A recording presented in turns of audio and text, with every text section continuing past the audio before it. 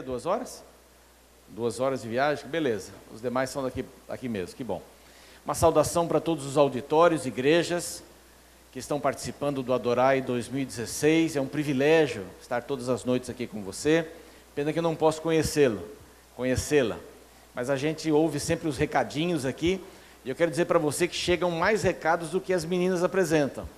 É muita gente que escreve para cá, que manda a sua foto, mas o tempo não dá para passar todo mundo aqui, mas todas as mensagens são lidas.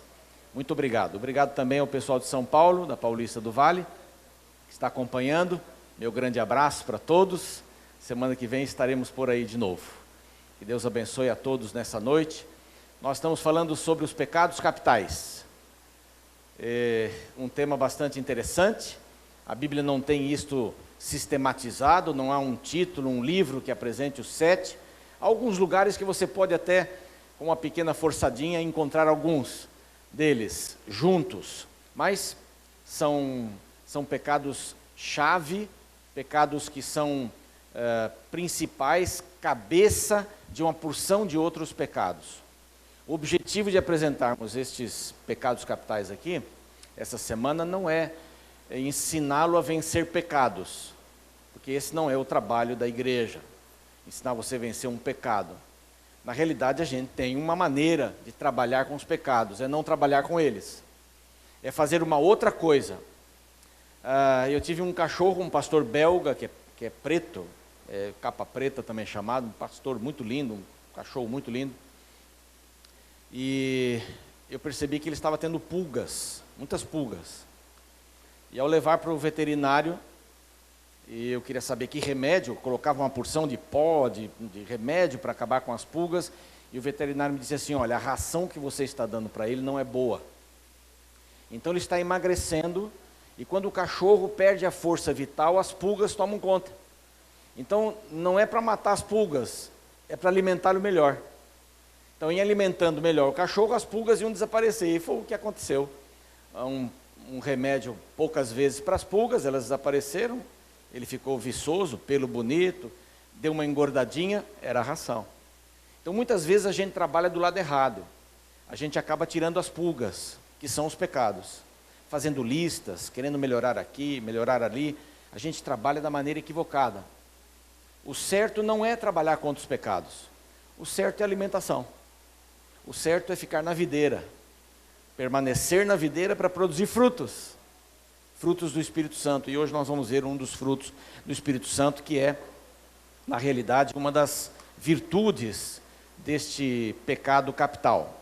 Nós já vimos sobre orgulho, sobre a inveja, sobre a ira, ontem sobre a luxúria, e hoje vamos falar sobre a gula. Esse é um dos pecados capitais bem interessantes, ele tem muitos filhos, muitas filhas, a gula. Se você está percebendo bem, os pecados capitais, eles abordam as 4 ou 5, como querem alguns, áreas da mordomia cristã, da fidelidade cristã. Eles abordam a questão do corpo, hoje vamos abordar isso, ontem abordamos também. Eles abordam também a questão da fidelidade financeira, os tesouros, vimos isso um pouco no orgulho, vamos ver no sábado na avareza.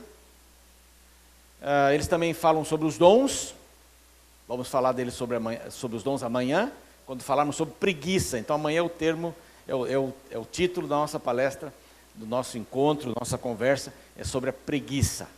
Se você estiver com muita preguiça de vir aqui, você tem que vir mesmo, né? Ou de ir à sua igreja, onde você está, porque nós vamos falar sobre a preguiça, vamos acabar com a preguiça. E abordamos a questão dos dons. Na avareza, vamos abordar a questão também dos tesouros. Isso é muito importante, termos esta visão. Então, os 7 pecados capitais acabam abordando todos os aspectos da mordomia cristã. Mas vamos falar sobre gula. A gula. O que é a gula? A gula é a procura de um prazer desordenado no comer e no beber. Essa é uma das definições de Tomás de Aquino. Um prazer desordenado. É um prazer, mas é desordenado. A gente não pode esquecer que essas coisas que Deus colocou no nosso corpo, o nosso funcionamento, e que envolvem prazer, como por exemplo, vimos ontem o sexo. O sexo envolve prazer, mas feito de uma maneira desregrada, desordenada, ele dá prazer também, mas ele cria uma porção de outros problemas.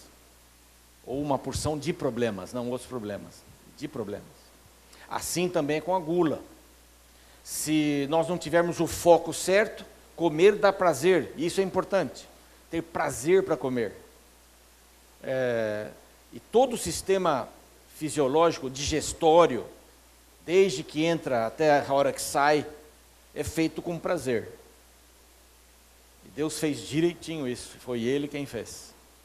Da mesma forma como ontem nós vimos, Deus fez as genitálias, fez os órgãos genitais, Ele que elaborou a procriação, Ele deu para o homem um dos seus privilégios, uma parte de um dos seus privilégios, porque Deus pode criar do nada. Então Ele deu um pouco disto para a gente, e hoje nós podemos criar também, não criar, mas procriar, criar de matéria já existente, através do amor. E Ele colocou isso, da relação de um homem e de uma mulher. É só assim que a raça humana pode crescer. A raça humana não poderia crescer e não pode crescer, e não existe família composta por pessoas do mesmo sexo. Alguns querem que a gente chame isso do mesmo gênero, mas eu quero falar do mesmo sexo, ou dois homens ou duas mulheres. Eles não formam um casal, eles formam um par, é diferente. Então Deus tem um processo para o crescimento da população, ou não, né? Evitando as relações, então não teremos esse crescimento. Mas todo esse processo da criação de Deus dá prazer. O ser humano foi feito para ter prazer para olhar uma flor, não é? Para sentir o perfume de uma flor. Quem não gosta de um bom perfume, né? Embora tenham alguns que tomem um banho a cada semana, porque esta é a recomendação da Organização Mundial de Saúde, eles levam ao pé da letra, para ter uma nação higiênica, pelo menos um banho por semana. Mas há pessoas aqui que tomam 2 banhos por semana. Né? Mas como é gostoso passar perto de uma pessoa cheirosa, não? Dá prazer. Olhar cores das flores, das plantas, das pessoas, rostos diferentes, isso nos dá prazer. Comer também nos dá prazer. Eu venho de uma família italiana. Aliás, meu bisavô era um português que se casou com uma filha de um angolano e uma índia. Então nasceu meu avô. Meu avô era negro, de cabelos lisos. Ele se casou com uma filha de italianos. E aí veio meu pai, moreno, de cabelo liso. Se casou com a minha mãe, que era filha de alemães. E aí nasceu isso daqui que vocês estão vendo agora. Mas as diversidades, né? Quanta coisa diferente, quantas coisas diferentes que a gente vê. As pessoas são diferentes. Isso nos alegra. E todo mundo tem uma beleza. A gente sempre encontra uma beleza em alguém. Então vamos falar um pouquinho sobre isso. A gula é o abuso de alguma coisa essencial, boa, essencial, que é essencial à existência humana. Quem disse foi um teólogo chamado Os Guinness. Ele escreve muito sobre os 7 pecados capitais. Ele é protestante. Mas é uma coisa boa, é essencial, mas é distorcida. Então, não há problema em comer. O problema é por que se come. Também não é quanto se come, é por que se come. Como se come. E não é só a comida, também é a bebida. Eu quero convidar você para abrir a Bíblia, por gentileza, aí nos auditórios também, você que nos acompanha, em Provérbios capítulo 23. Aqui nós vamos gastar um tempinho nesse bonito livro, neste capítulo 23. Guardem bem o capítulo 23, porque ele vai falar sobre comida, vai falar sobre bebida, e a nossa relação com a comida e a bebida. Estão prontos? Vamos ver, versos 5 a 8 primeiro, depois 19 a 20, depois 29. Me acompanhem, por gentileza? Pronto. Porventura, fitarás os olhos naquilo que não é nada? Pois certamente a riqueza fará para si asas. Sai, voa, não é confiável, como a águia que voa pelo céu. Não comas o pão do invejoso, nem cobices os seus delicados manjares. Porque como imagina em sua alma, assim ele é. Ele te diz, come e bebe, mas o seu coração não está contigo. Vomitarás o bocado que comestes e perderás as tuas suaves palavras. Aqui coloca a gente numa relação de busca de prazer. Você fica com os olhos no rico, está olhando para o manjar do rico, para a comida bonita e tal, mas olha, eles não estão nem aí com você. Você vai vomitar o bocado que vai comer. Então, o coração deles não está contigo. A busca da comida não é a solução para você. Verso 19 e 20. Diz assim: ouve, filho meu, e sê sábio. Guia retamente no caminho o teu coração. Não estejas entre os bebedores de vinho, nem entre os comilões de carne. Aqui não significa ser ou não vegetariano, mas os comilões, a carne era uma das comidas principais daquele tempo. Agora vejamos mais um verso para a gente fazer alguns comentários então, o 29. Este verso fala sobre a bebida. Para quem são os ais? Para quem os pesares? Para quem as rixas? Para quem as queixas? Para quem as feridas sem causa? Para quem os olhos vermelhos? Para os que se demoram em beber vinho, para os que andam buscando bebida misturada. Não olhes para o vinho quando se mostra vermelho, quando resplandece no copo e se escoa suavemente, pois ao cabo morderá como a cobra e picará como o basilisco. Os teus olhos verão coisas esquisitas e o teu coração falará perversidades. Tá bom aqui já esse verso. Aqui fala então sobre aqueles que se demoram diante de uma taça de vinho, ou de qualquer bebida alcoólica. Vão falar bobagem, vão ficar meio perdidos, e vão agir desta maneira. Um grande exemplo para isso é Herodes, o tetrarca. Lembram-se da história de João Batista? João Batista pregava e Herodes o ouvia com muito medo, porque ele era um homem de Deus. E Herodes recebeu uma reprimenda de João Batista.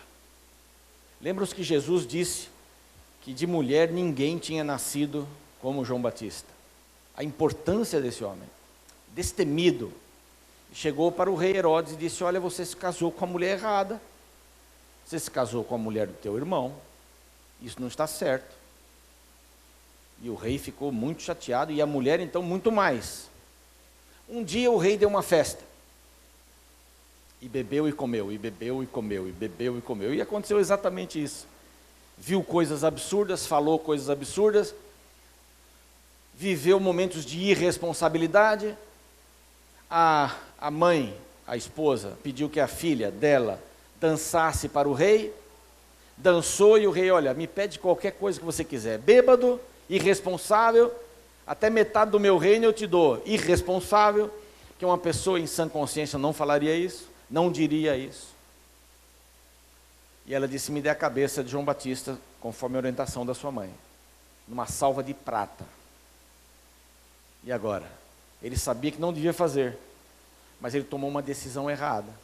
Primeiro de beber e comer absurdamente, e depois de matar João Batista, colocar sua cabeça numa salva de prata e enviar para Salomé.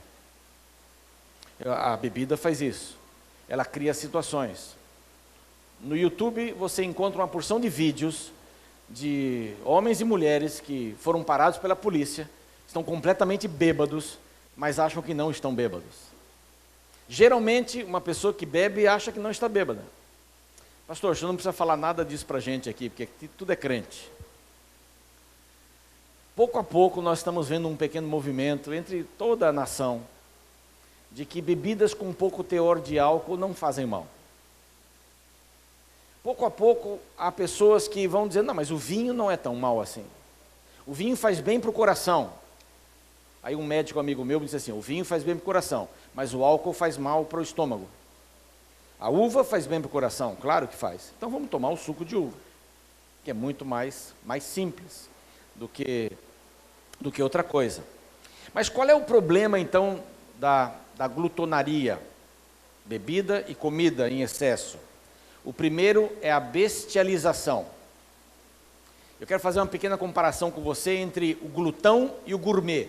O gourmet é aquela pessoa que aprecia a comida, que vê a comida com olhos bonitos, ela se encanta com o cheiro da comida, com o preparo da comida. O glutão é aquele que devora a comida. O gourmet saboreia a comida. Ele sente gosto. Ele fica com ela mais tempo na boca, que aliás deveria ser um costume de todos nós, né? Mastigar várias vezes. Dizem que devemos mastigar 30 vezes. Eu não consigo fazer isso, mas a gente tem que mastigar mais do que tem mastigado. Senão a gente vai querer mais. É ficar com a comida mais tempo na boca, vai diminuir a vontade de comer mais. Vai dar saciedade. O gourmet saboreia, dá um tempo. Ele come com os olhos, com o paladar, com o prazer, com a beleza da comida. O glutão não. Ele devora, não vê o que come. De repente você diz para ele assim, você percebeu que a empadinha tinha formato de barquinho? Ele disse, o quê? Ele não percebeu. Ele engoliu. Engole, não cheira, não saboreia. É um bicho comendo. Por isso que bestializa. Nós estamos vivendo assim, com pessoas bestializadas pela alimentação inadequada. Implica também em criar uma ilusão. A pessoa come para saciar a fome da alma, mas não mata a fome da alma. A ansiedade. Pessoas comem por pura ansiedade. Por isso, em nossos dias, há mais pessoas obesas do que em qualquer época da história do nosso país. As crianças são obesas, porque as crianças já são apavoradas desde o início. Elas têm muito mais informação que um imperador de Roma tinha no seu tempo. Elas abrem já o iPad e já sabem trabalhar naquilo. E tem uma carga muito grande de informação, elas ficam irritadiças. A criança tem que brincar. Excesso de informação também é gula. Depois eu vou ler uma listinha de coisas que fazem parte da gula também, e que não estão necessariamente ligadas à comida e bebida. Então aqui a gente vê que a fome da alma não pode alimentar o corpo, ou a fome do corpo não pode alimentar a alma. É impossível fazer isso. Então há uma ilusão muito grande ao comer, ao satisfazer. Confunde e inverte os valores. Aqui eu já quero acrescentar uma coisa bastante interessante. Um autor que é conhecido, C.S. Lewis, o que fez aquele Crônicas de Nárnia, né? Ele era um ateu, um dos maiores ateus, se converteu e se tornou um dos maiores defensores do cristianismo, e ele fazia coisas por parábolas, livros, filmes, para mostrar sempre Jesus, Satanás, Jesus vencendo, o leão, etc. Muito inteligente, os livros dele são muito bons. E ele diz que existe uma tal de gula da delicadeza, que é o inverso da gula, que é exatamente aquilo que a gente faz para não engordar. O que as meninas maiormente fazem, através da bulimia, que significa tolher o apetite, controlar o apetite a tal ponto que ele não venha, e quando ele vem, vomita. E é importante manter-se magra, essa é uma das coisas, e a anorexia também, nervosa, que tem que ver com é uma doença para não comer. Você olha no espelho, você se vê magro, mas você se vê gordo em vez de magro. Você olha, vê você, mas você está gordo sempre, mesmo que esteja com 30 quilos. E 20% das garotas anorexas morrem. 20%. Não comer e comer, vai para um extremo ou vai para outro. E essa questão que eu estou mencionando aqui, o nosso mundo ele valoriza muito essa questão da estética. Nunca se procurou tantas academias, pelo menos para fazer inscrição, né? Nunca se procurou tantos exercícios. A busca de um corpo perfeito. Para o homem, escultural, em forma de X. Para a mulher, fino, em forma de I. Então esse é o corpo da mulher. As meninas, logo cedo, aprendem a gostar de uma boneca que é magrinha, magérrima. E muitas tentam ser como a boneca. Essas coisas estão aí, no dia a dia. E nós temos que lidar com todas elas. A gula é uma das coisas que tem devastado. No Império Romano, quando os 7 pecados capitais foram escritos, se começou a estudá-los, os senadores de Roma eram tão obesos, que quando eles andavam na rua, havia sempre um servo que andava à frente deles, mas andava de costas e segurava a pança, a barriga, para que ele não caísse, para que ele não tivesse problema de coluna, sei lá, para alguma coisa. Era um exagero total. Os imperadores são sempre colocados como obesos. Havia essa busca para preencher alguma coisa da alma, do ser, através da comida. Há um outro aspecto, não comer bem. Encher a barriga sem ter nutrientes. Então eu enchi a barriga, já estou bem. Mas o segredo não é encher a barriga, é comer coisas que possam lhe fazer bem e de onde o seu corpo vai tirar os sais minerais, as vitaminas, para poder ter um funcionamento adequado. A importância disso, a importância de escolher a alimentação. Bom, há um pastor chamado Ricardo Agreste. Esse pastor diz que gula é um desequilíbrio, é uma compulsão, é um excesso não só da comida, de qualquer coisa. Você trabalha numa empresa, você quer pegar todos os clientes para você, você é um guloso. Você quer todos. Há uma lista que ele fez. Falar demais é gula. Pessoas que falam demais. No falar demais você fala muita bobagem. Comer e beber demais, como estamos vendo. Comprar demais. As pessoas são compulsivas, isto é gula. Ficam demais tempo na internet. E sabe só Deus o que vai acontecer. Jogam joguinhos eletrônicos demais. Há pessoas que já morreram depois de 72 horas jogando um jogo para passar as fases mais complicadas. Que fazem esporte demais, que trabalham demais, que dormem demais, fazem exercícios demais, emagrecem demais, que é a gula da delicadeza, né? Tem limpeza demais. Você já viu esse tipo de pessoa que limpa, não deixa você nem sentar no sofá, não deixa nem você entrar na sala, a sala fica lá, como uma exposição, limpa o dia inteiro. Isso é uma doença, é gula. Informação demais, sexo demais. Nós dissemos ontem que o apóstolo Paulo incentiva o casal a fazer sexo, mas há pessoas que eles extrapolam fora do casamento, antes do casamento, com muita gente de outro sexo, do mesmo sexo, com animais, com gente de todo tipo. É gula, é gula. Há um dos exemplos na Bíblia, dos mais interessantes, Daniel capítulo 1.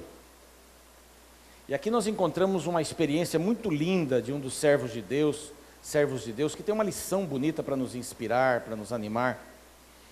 Você conhece a história de Daniel? Ele e os seus companheiros foram pegos por Babilônia, foram levados para a Babilônia. Eles eram conhecedores de algumas ciências, e Babilônia sempre, ao conquistar uma nação, trazia os homens mais inteligentes. E usava esses homens, usava a inteligência deles, os conhecimentos deles, os ensinavam coisas também para que eles pudessem servir o rei. E para que o rei tivesse certeza que eles serviriam a ele, que eles não fariam nenhum levante, eles o colocavam para morar no mesmo lugar que o rei morava, lógico, num alojamento separado. Mas o rei também lhes dava a comida que era dele, a mesma comida do rei, eles também tinham. Para que não tivesse nenhum problema, para que eles tivessem a melhor alimentação. E eles eram tratados, eles participavam de estudos, eles cresciam culturalmente. E o rei, como sempre fazia, trouxe mais uma leva e deu as instruções através do capataz, do comandante. E a primeira ideia era o verso 5, 1 verso 5, que diz assim: determinou-lhes o rei a ração diária, o que eles iriam comer. Há vários teólogos que fazem um comentário sobre isso e dizem assim, que a comida, ela tem que ver com a sua cultura, com a sua religiosidade. Ela dispara isso. Ela tem que ver alguma coisa com o seu crescimento cultural, espiritual. É uma realidade. Comendo a comida do rei, ele estava querendo dizer para aqueles homens que estavam chegando para o seu reino o seguinte: aqui vocês vão ter que se aculturar. Aqui vocês vão ter que ter a mesma religião que eu tenho. É uma questão de tempo. Através da comida vocês vão fazer isso. Quando você pensa em macarrão, embora os chineses tenham inventado o macarrão, você já imagina uma família italiana. E eu mencionava a família italiana, né? Porque a gente vivia comendo. E a minha avó fazia chantagem com a gente, que era uma tremenda cozinheira. Ela dizia, eu estava comendo, tinha muita comida no prato, eu ficava comendo devagar, e ela dizia assim: o que está acontecendo, Ronaldo? Você não gosta mais da vovó? Não vai comer a comida da vovó? Não gosta mais de mim? Ah, então eu comia, porque eu gostava da minha avó. Então mais um prato e outro prato. E meus primos eram todos gordinhos. Eu era o mais magrinho, mas era gordinho também. Hoje eu não sou mais, como já falei. E assim era a minha família, comer, comer, comer. O italiano vive em volta da mesa. Comer é uma coisa boa. Agora, se você for pegar Jesus, Jesus tem uma porção de momentos em que a comida era importante. A comida é uma coisa importante. Ela cria comunhão entre as pessoas. E se nós a colocarmos no lugar certo, ela vai trazer grandes benefícios. Por que é que a família não come mais à mesa?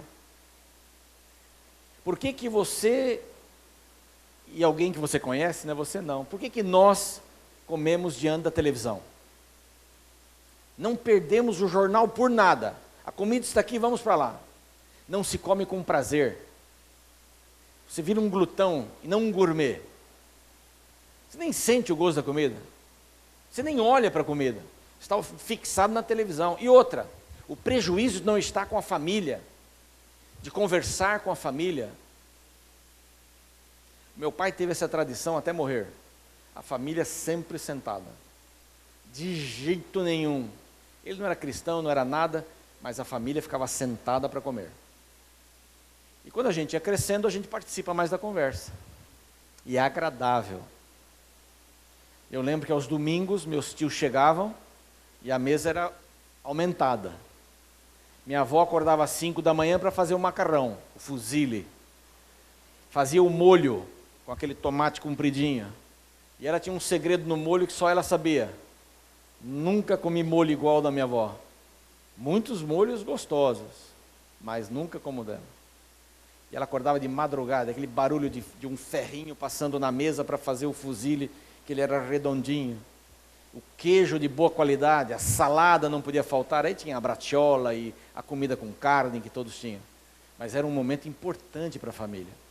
Lógico que ali nós estávamos como glutões, que comíamos muito.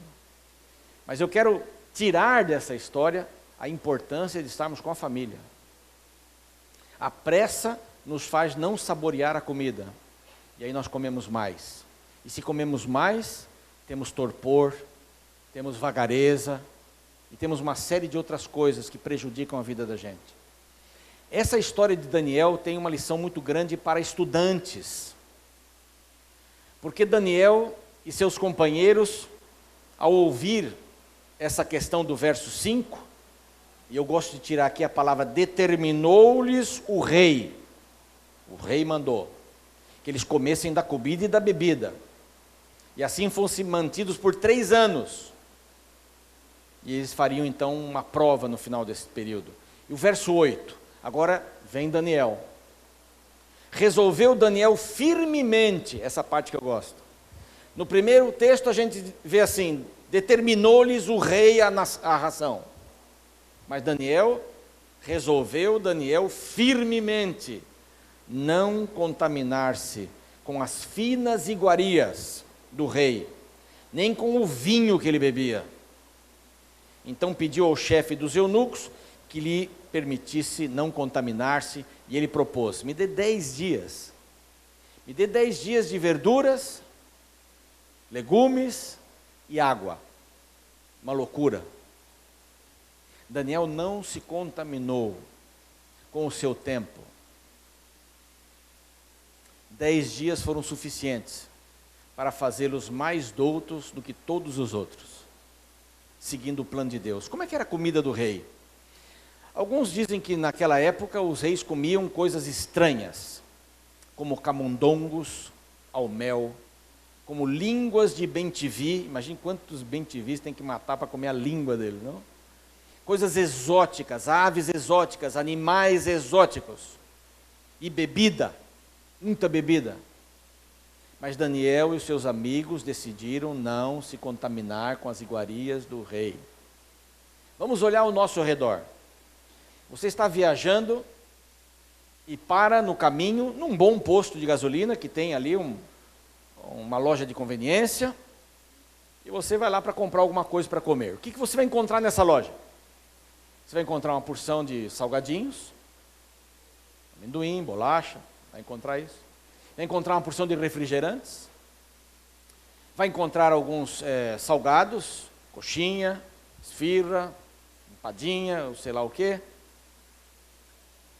Dificilmente você vai encontrar fruta, dificilmente você vai encontrar um suco natural.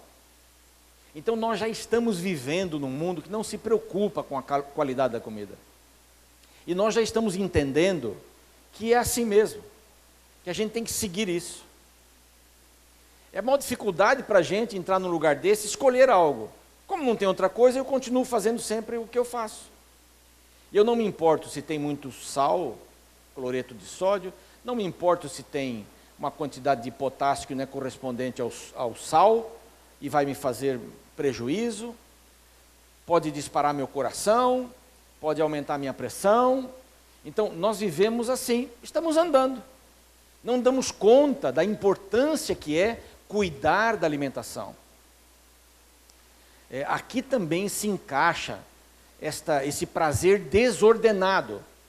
O que é simples para comer? Um refrigerante e um salgado, pronto. Ou um pacote de salgadinho. E há crianças que só comem isso.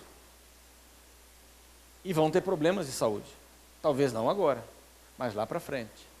Daniel e seus companheiros decidiram não se contaminar com as iguarias do rei. E ali só tinha coisa boa da época.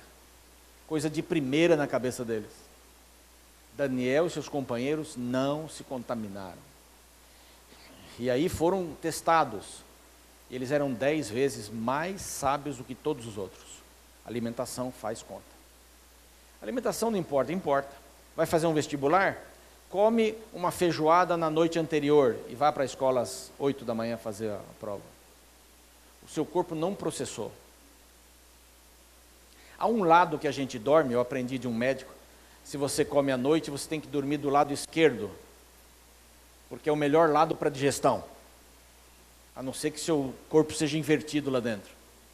E há alguns corpos invertidos lá dentro, os órgãos, mas é o melhor lado. Mas mesmo dormindo no lado esquerdo, para processar aquela comida pesada, macarrão, é difícil. Por isso as crianças acordam irritadiças, porque elas não têm as vitaminas necessárias no corpo. Por isso os jovens são irritados, por causa da comida que comem. E essas comidas que têm que ver com o primeiro sabor, elas não alimentam, porque elas só querem vender o primeiro sabor. É quando entra na boca o sabor e você engole, mais um. Para ter aquele mesmo prazer, você engole mais um, e outro mais outro, e outro, e outro. Isso é gula.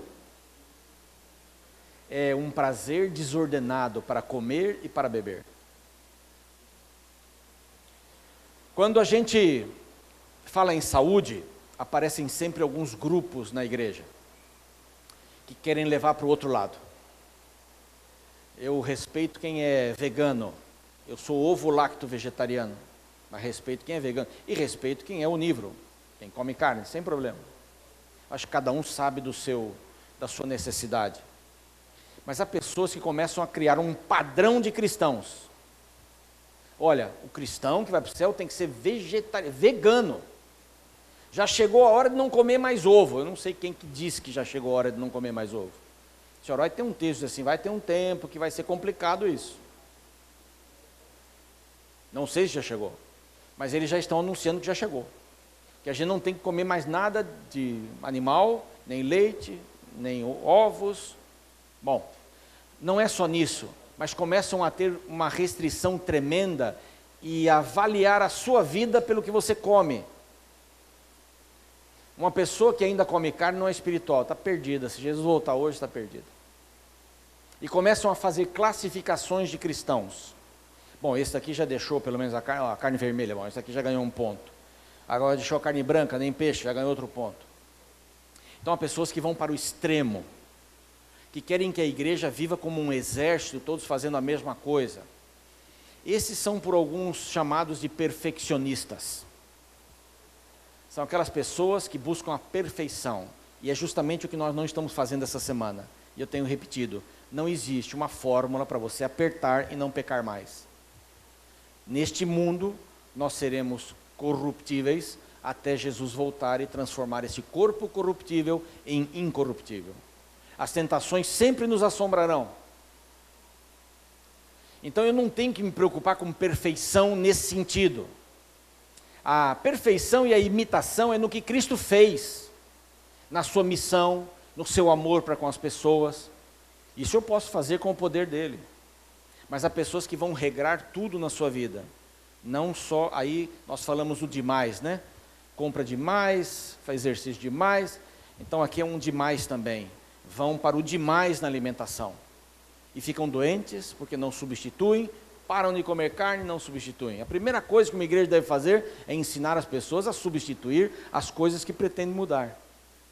Isso é lógico, isso é interessante, é importante. Mas Daniel e seus companheiros decidiram não se contaminar com as iguarias do rei.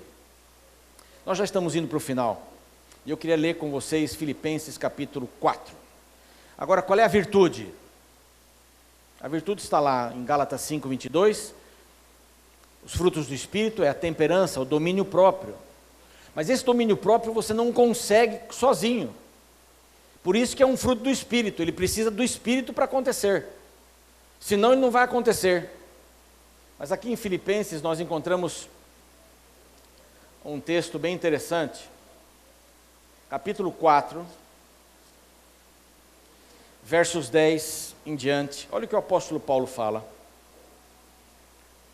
Alegrei-me sobremaneira no Senhor, porque agora uma vez mais renovastes a meu favor o vosso cuidado.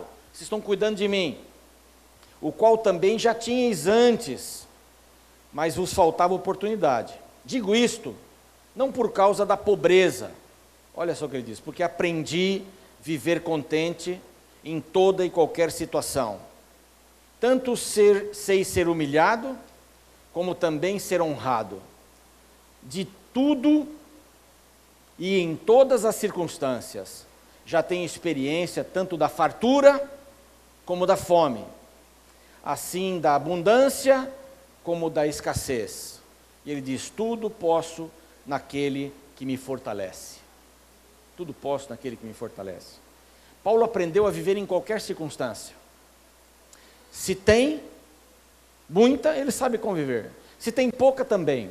John Stott, que foi um teólogo, morreu aí há um ano, alguma coisa atrás, um teólogo maravilhoso.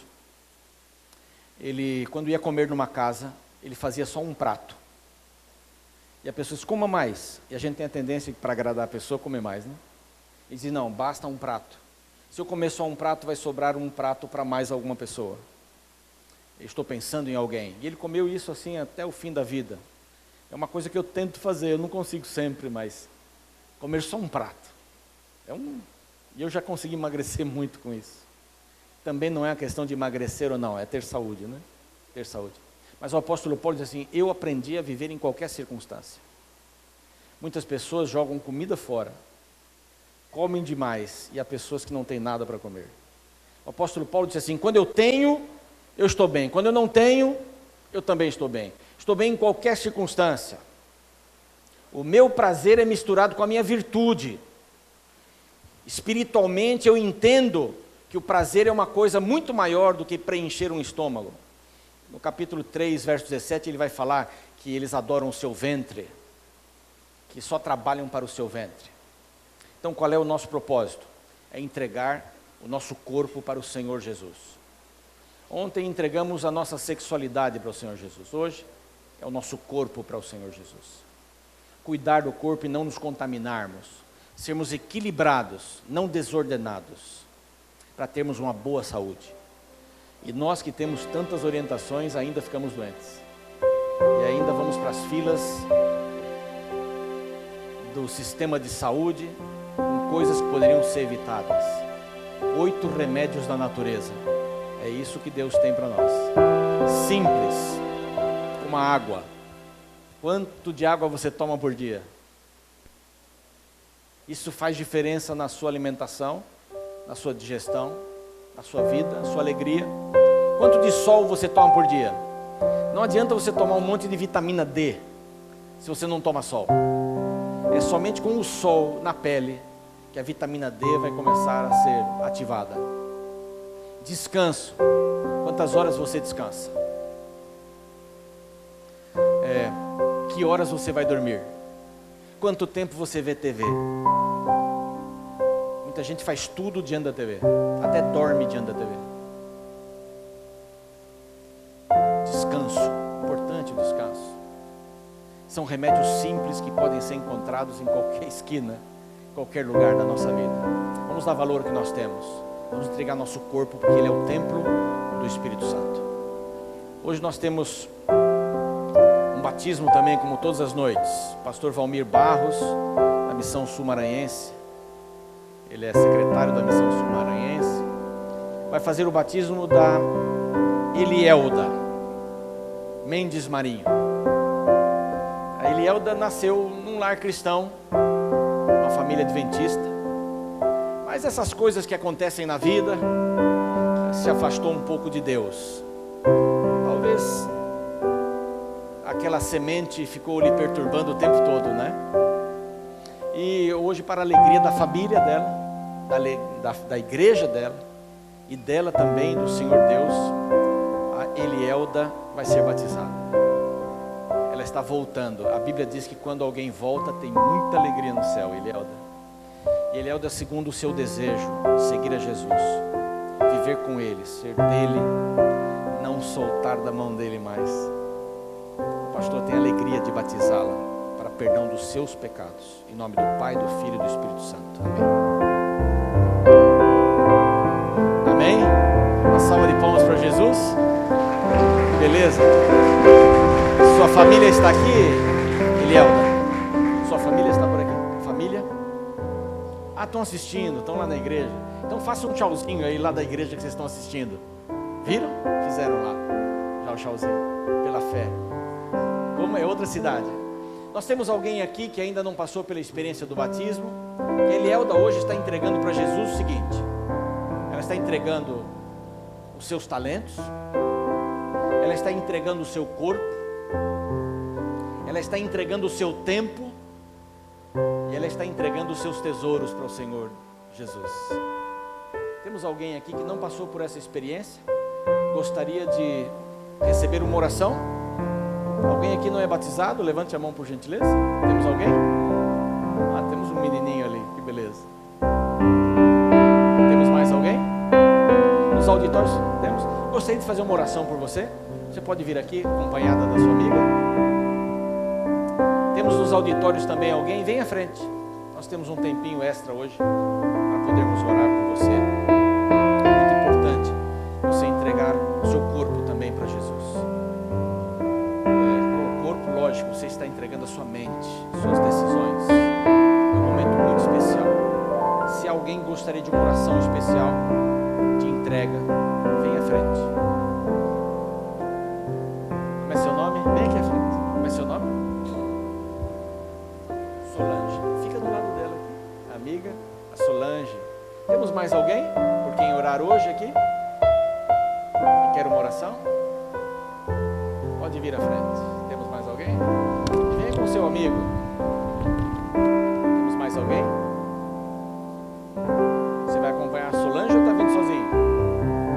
Cadê o seu amigo? Tem um amigo dele aqui, uma amiga? Como é seu nome? Mário. Mário. Cadê o amigo ou amiga do Mário? Venha. Pode chamar, chama. A Solange está chamando a Regiane? Isso. Pode vir. O Mário aqui também vai ter uma companhia, para não ficar sozinho. Qual é seu nome? Highland. Bom, bonito nome. Temos mais alguém? Nos auditórios temos mais alguém? Pode vir à frente. Deve ter alguém aí na frente do seu auditório para orar com você, para estar com você. Nós vamos orar então. Pela Solange, pelo Mário, hoje aqui. Tá bem? Vamos fechar os nossos olhos? Pai bondoso, estamos aqui com a Solange e o Mário. Que o Senhor possa dar a eles uma experiência espiritual de qualidade. Que eles possam encontrar em Jesus o maior e melhor amigo. E possam andar com Jesus. E que esse Jesus os leve para os caminhos onde eles vão descobrir a paz, a felicidade completa e real, integral, e a esperança para viver neste mundo, com os olhos no teu reino eterno. Abençoa as famílias deles. E também, Senhor, abençoa todos os que estão recebendo esta oração, espalhados pelo Brasil, pelo mundo, através da mídia, do satélite. Que também sejam abençoados e encontrem este caminho que tanto procuram, de paz e de esperança. Dá-nos a bênção que precisamos nesta noite, para todos aqui. É o que te rogamos em nome de Jesus. Amém.